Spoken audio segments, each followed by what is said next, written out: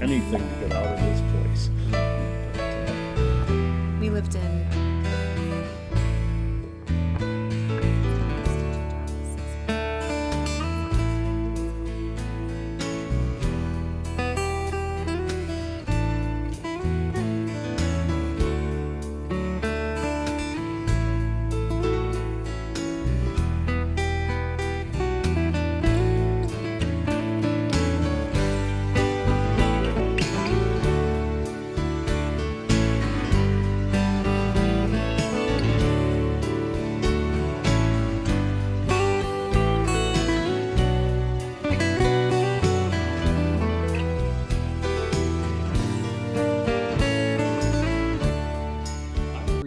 and welcome to your county, your city, or if you will, your city, your county.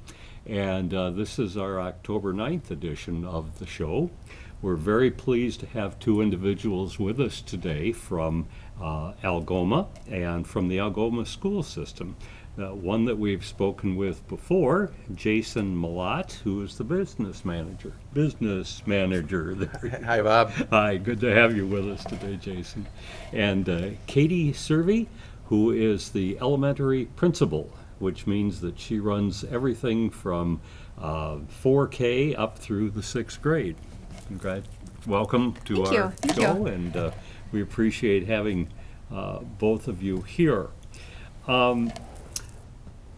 Tell us a little bit about what's going on at the elementary school, if you will. And I know before we really got started, you were saying something about the 5th and 6th grade teachers and that they're departmentalizing. Yes. How do you departmentalize? So we currently have 5 5th and 6th grade teachers combined, and last year they kind of started to look at things a little bit differently and wonder how they could more effectively reach more students in areas that they specialized in.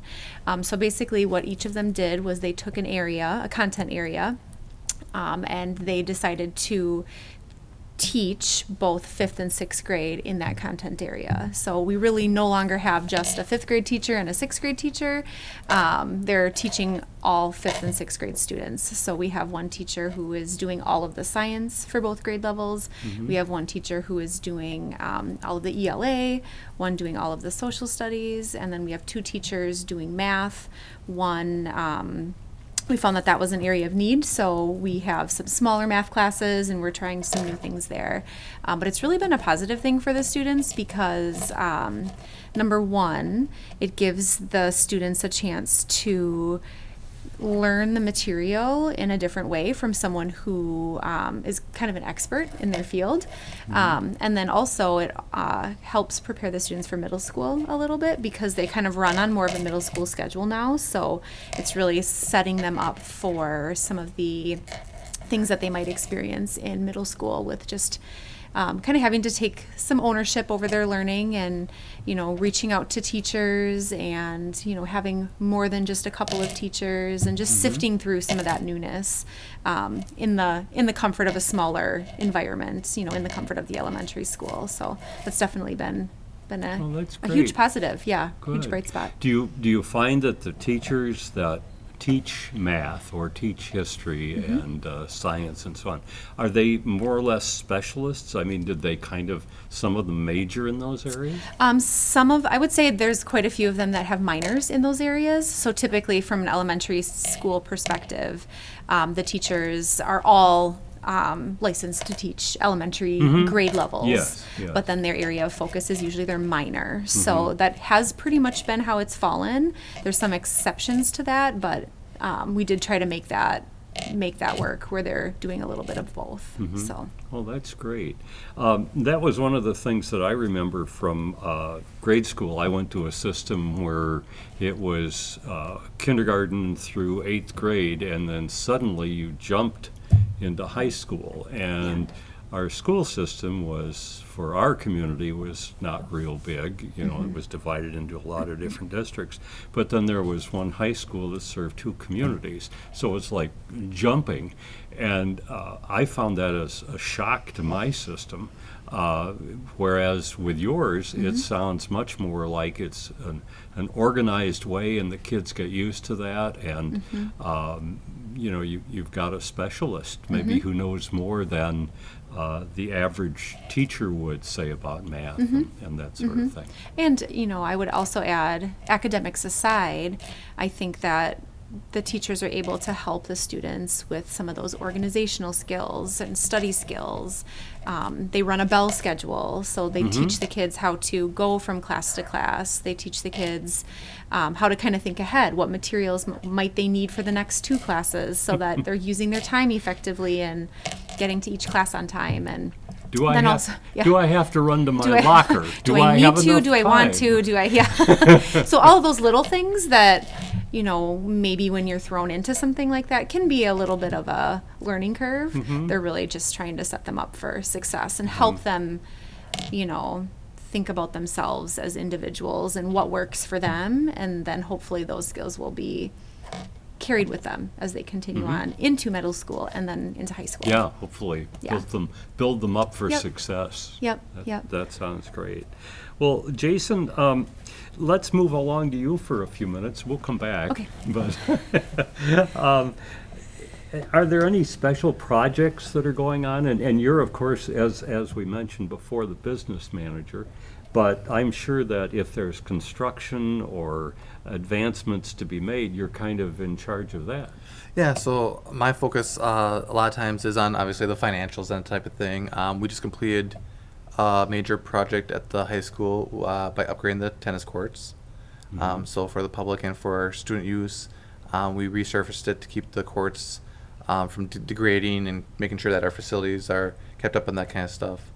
Our next biggest concern or biggest project is at the elementary school. A couple of years ago, we did a major upgrade with our heating, and we were able to bring our costs of energy down to roughly 44 cents per square foot of the building. However, our high school is roughly running at $1.39 per square foot. What a difference. It's a huge difference. Yeah. We spend roughly at the high school $78,000 for heat and $81,000 for electricity. Where our elementary school is running almost a third cheaper, yet the buildings are almost the same square footage. So our major focus in the next couple of years will be upgrading the energy efficiency of the high school through various projects, boilers, upgrading our windows. Our roofs need additional insulation. We found out that our insulation at the high school on the roofs is basically a ½ inch. Oh my goodness. So the amount of heat that we're losing just through our roofs is, you know, a way of us sort of saving energy and in turn saving money. We hope to bring our costs down, obviously closer to the elementary school's cost per square foot, so that we can take that extra money and put it into education and, you know, more teachers, more staff, supplies, working on student-led initiatives instead of just paying for utilities and lights and that type of thing. I know that the high school is certainly not new, but it's not ancient. No, built in 1968. So But apparently at that time they didn't care as much about the insulation and the heat costs. well, I'm obviously remembering back, you know, even, you know, 15, 20 years ago, 30 years ago, if you look at the cost of gas or the cost of heating, it wasn't as high as it is now. So yeah, energy wasn't exactly a big concern at the time. So now that our energy costs are really, you know, increasing, and it's much better to spend money on students and that type of thing than energy. So we're hoping to do some upgrades and, you know, reduce that cost. I imagine lighting and stuff gets involved there too, doesn't it? Correct. We have been working for probably the last 3 or 4 years on upgrading our lighting to LED. We are probably halfway done at the elementary school and maybe 10% done at the high school. So yes, part of our big initiative with saving energy and that type of thing will be the lighting. Mhm. Lighting obviously is a big cost just to light the building. When you switch to LED, the cost drops dramatically. Mhm. So hopefully we'll see savings through that also. Yeah. Do you foresee any solar power being used at either of the buildings? Well, currently right now we have a small solar array at the high school that's been operational, probably for 15 to 18 years. Mhm. It's very minimal, probably produces enough electricity for just maybe a classroom of lights. But part of this is we may look at, upgrading our solar. The nice thing is solar costs have come down. So now we're only looking at like a 15-year payback, which Mhm. makes a lot more sense than, a couple years ago where the paybacks were in the 30-year range. Mhm. So with a 15-year payback, yeah, solar could really become a viable option. Good. Well, we may see windmills out there someday, huh? Never know. Yeah, well, you're right near the lake there. That's you true, know, yes. So that might, we'll see how that goes. Turning back again, and we should mention also that Nick Koshart is the superintendent of schools here in Algoma. Nick is out of town, but he'll be back with us, I'm sure, the next time that we do this performance or show or whatever you want to call this. Let me turn to you again, Katie, Yeah. a little bit. And you have a program, I understand, that is called What Matters. Yes. So tell us about What Matters. Yes, this is something that is 100% teacher driven. I have a group of teachers that really just wanted to think differently about the different needs that students bring into the classroom, whether that be academic needs, emotional needs, maybe some social skills learning that needs to take place. And they basically wanted to just provide a structure within their classrooms to meet all of those diverse needs right away in the morning. So they developed this time in their schedule that they call What Matters time. And basically the premise is that students are able to do what matters to them during that time. So for some students that might look like mentoring a younger student. It might look like getting some extra help on a project, on homework. It might mean sleeping. Maybe a student who... Oh, I love it. When can I come? A student who lacks sleep for whatever reason. It involves a community breakfast. It might look like students working through some emotional obstacles that they're facing that day, some things that they might be bringing with them into the classroom. And it's basically a very flexible time, and it just really aims to meet students where they're at and kind of set their day up for success so that they are able to be ready to learn when that time comes. The nice thing is that one of the things that we look at, especially, in our intermediate grades, is attendance. And we find that a lot of students had been coming to school late and for whatever reason, this, that, and the other thing. And what the teachers really wanted to try to accomplish was, not letting something like that interfere with their learning experience here at school. So they saw a drastic improvement in the number of behavior incidences that occur. Students who are failing almost diminished completely. So there were some really tangible things that came of this.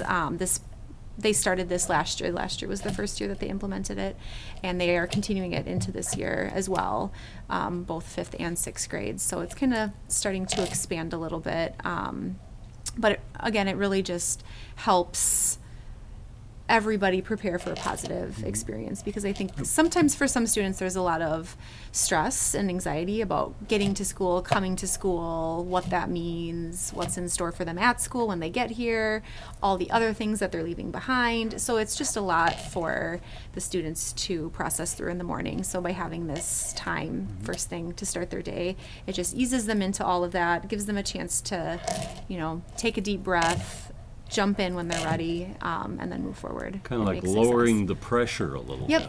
Yep, just making it a really overall better experience. Okay, thank you. Jason, speaking about lowering the pressure, sometimes people want the pressure lowered a little on the taxes Yep. and the levies.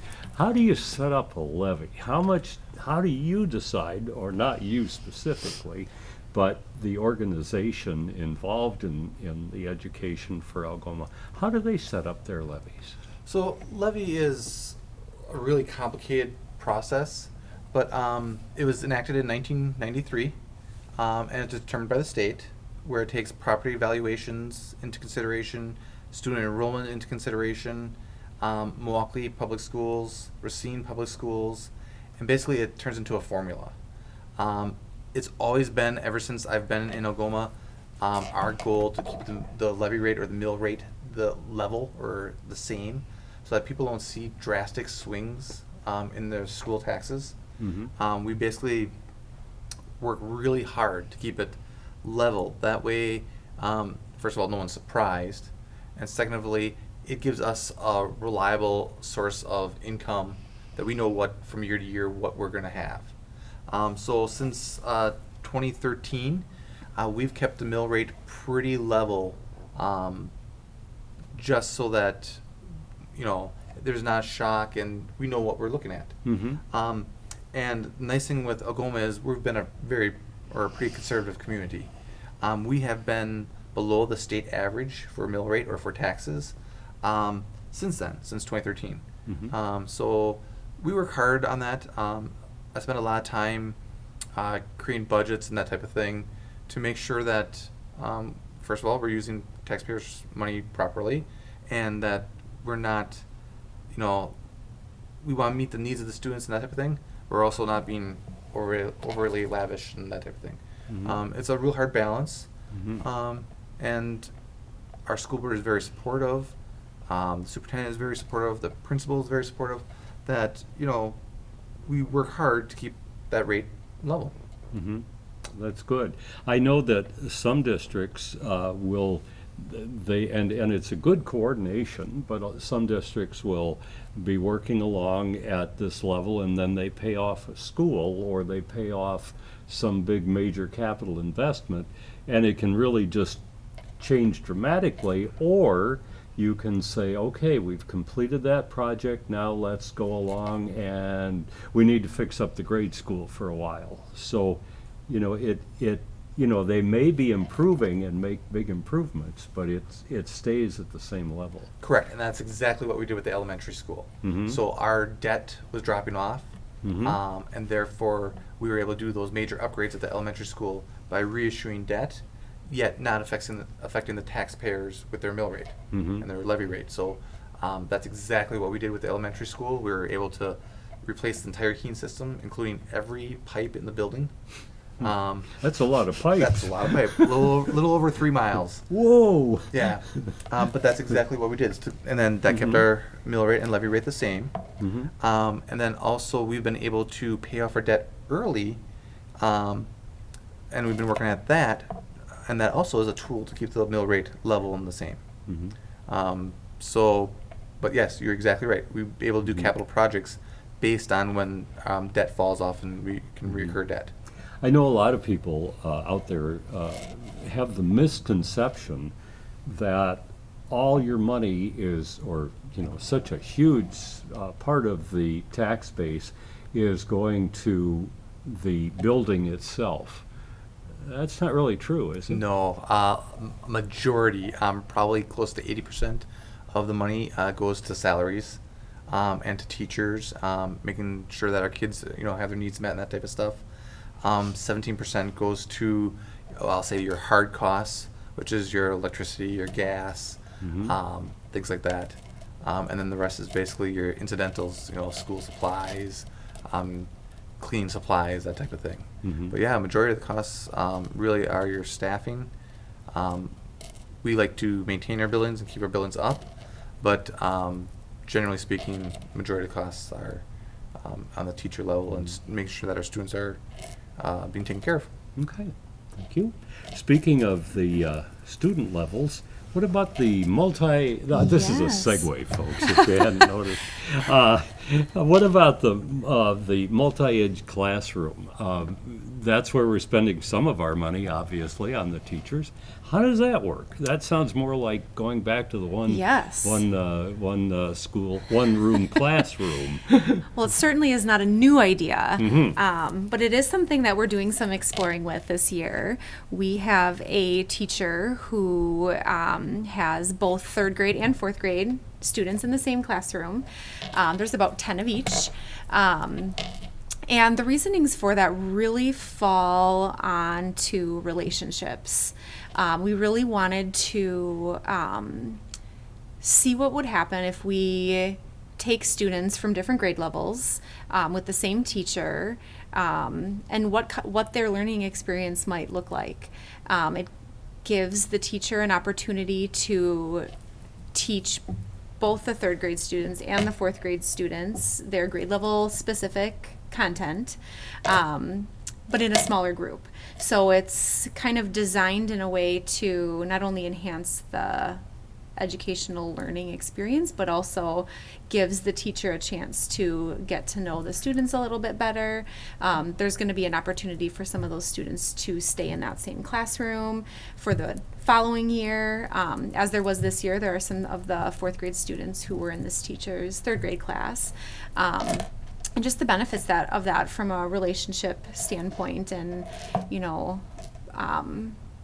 the parent piece as well, and what that means for just the whole the triad of parent, home, and school, and how something like that can be a huge positive.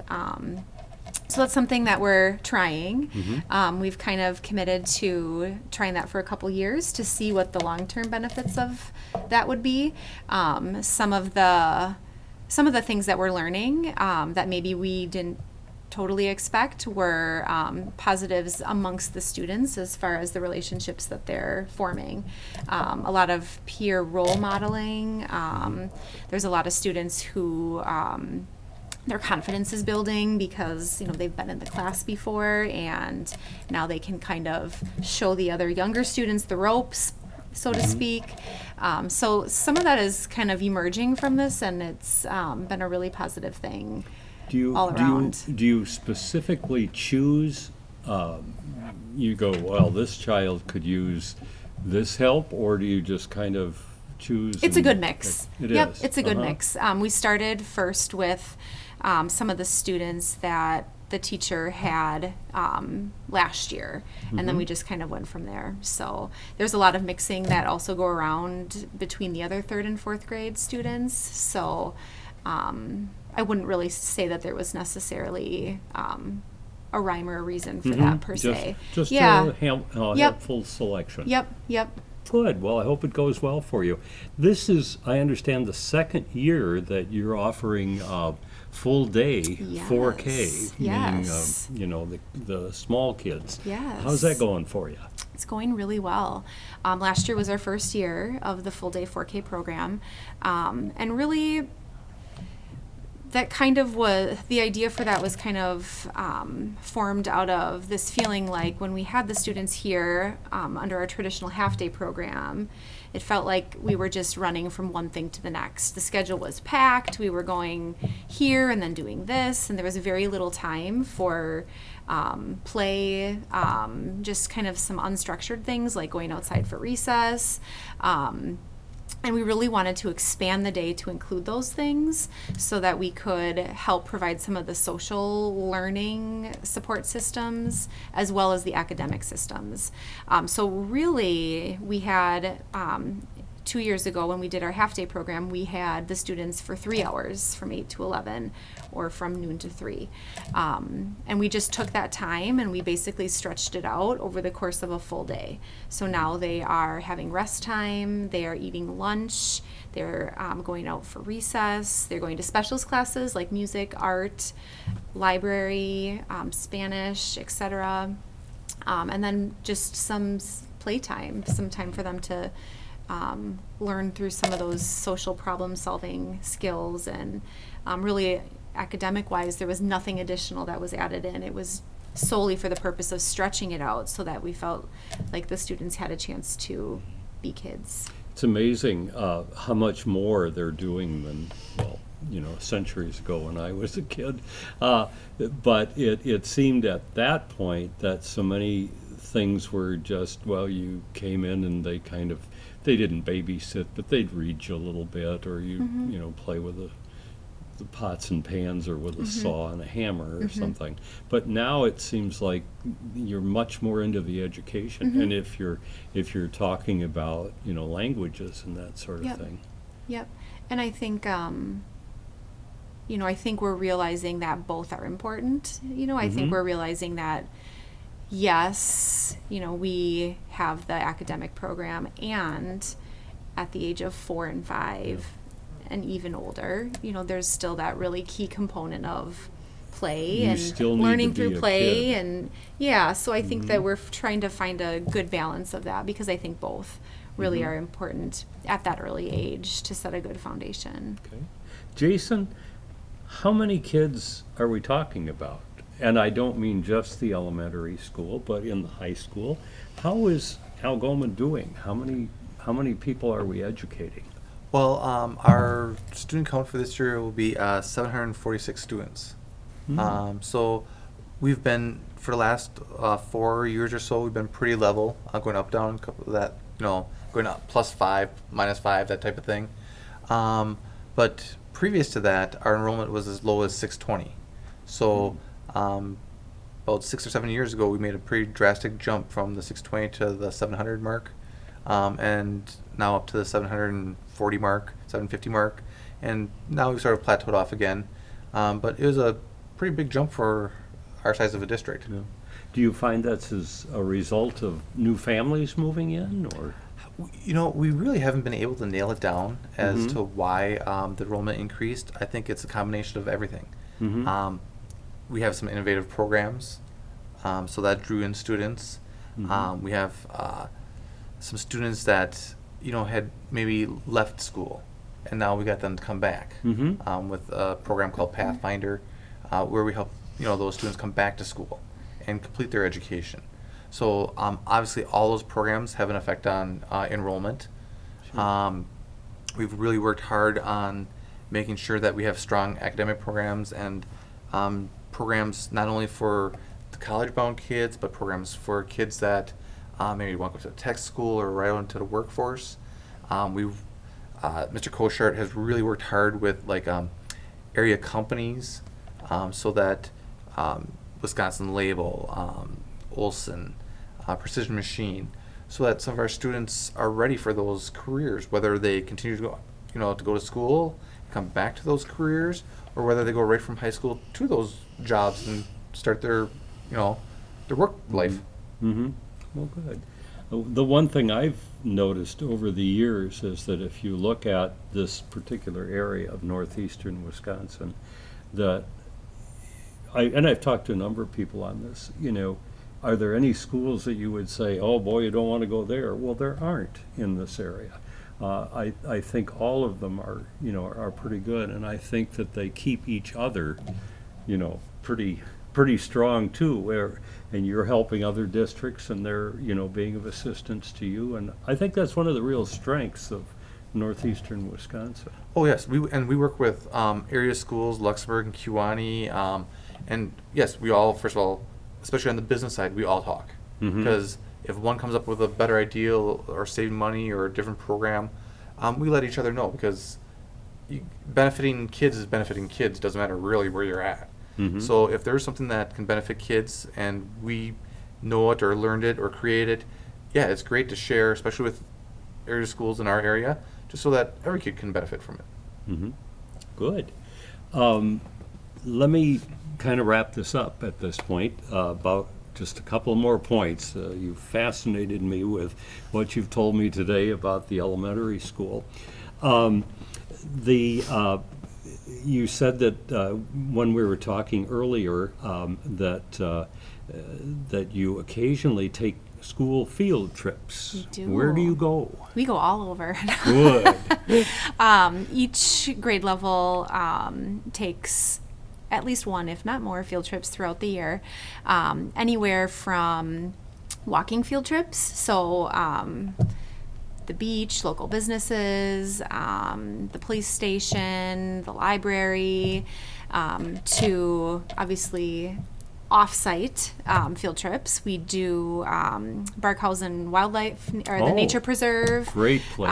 Heritage Hill. Our sixth graders always, they have continued with the tradition of going to Camp Unalaya in the spring. Anything and everything that you can think of. It's definitely something that is important for our youngest learners, just to be able to take their learning and extend it beyond the school walls and see it firsthand. Great.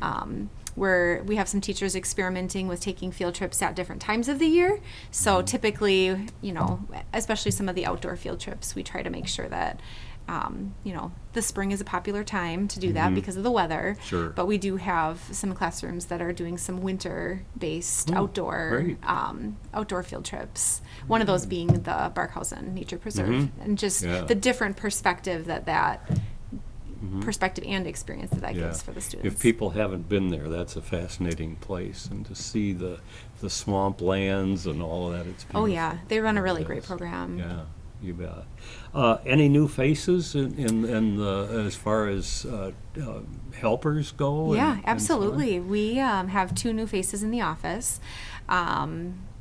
We went through a little bit of a transition last year, but we are ready to roll this year. We have Shelly Anderson, who's in the office, and then also Jamie Zimmerman. So I think most people have stopped in and have been able to see them and meet them, and vice versa. But every now and then we'll get someone who hasn't been in the office in a while, and they're just a little shocked to see some new faces. So New people, Yeah. holy cow. it's not how they remember it. No, it wasn't that way when Yeah. I was a kid. Okay, well, that's about going to do it. We've run out of time, but boy, it flew along today. This has been very exciting. We've been talking with Jason Melotte, who is the business manager. Jason, again, thank you very much for coming. And with Katie Servi, who is the elementary principal, meaning 4K through 6th grade at Algoma. Thank you very much. This has It been was great. nice meeting with both of you. That's going to do it for our show for today. We want to thank you so much for being with us, and we invite you to be with us the next time that we come back with Your City, Your County. Thanks so much, everybody. I'm Bob Gray. Have a great day.